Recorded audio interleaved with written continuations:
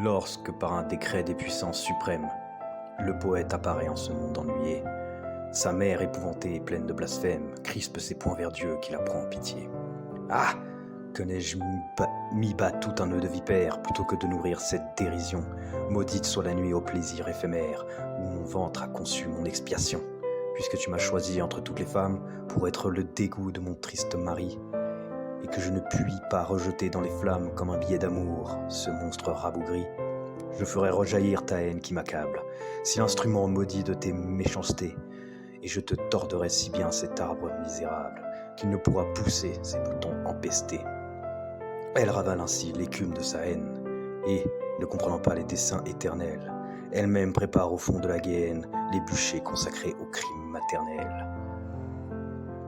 Pourtant, sous la tutelle invisible d'un ange, l'enfant déshérité s'enivre de soleil, et dans tout ce qu'il boit et dans tout ce qu'il mange, retrouve l'ambroisie et le nectar vermeil. Il joue avec le vent, cause avec le nuage, et s'enivre en chantant du chemin de la croix, et l'esprit qui le suit dans son pèlerinage pleure de le voir gai comme un oiseau des bois. Tous ceux qu'il veut aimer l'observant avec crainte, ou bien, s'enhardissant de sa tranquillité, cherchent à qui saura lui tirer une plainte, et font sur lui l'essai de leur férocité. Dans le pain et les vins destinés à sa bouche, ils mêlent de la cendre avec d'impurs crachats. Avec hypocrisie, ils jettent ce qu'ils touchent, et s'accusent d'avoir mis leurs pieds dans ses pas.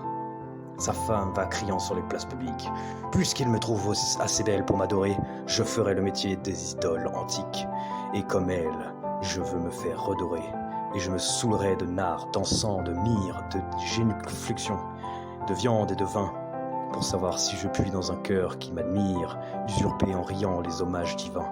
Et, quand je m'ennuierai de ces farces impies, je passerai sur lui ma frêle et forte main, et mes ongles, pareils aux ongles des harpies, sauront jusqu'à son cœur se frayer un chemin. Comme un tout jeune oiseau qui tremble et qui palpite, j'arracherai ce cœur tout rouge de son sein, et, pour rassasier ma bête favorite, je lui jetterai par terre avec dédain. Vers le ciel où son œil voit un trône splendide, le poète serein lève ses bras pieux, et les vastes éclairs de son esprit lucide lui dérobent l'aspect des peuples furieux.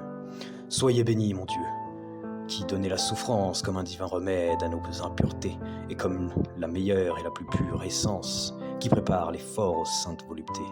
Je sais que vous gardez une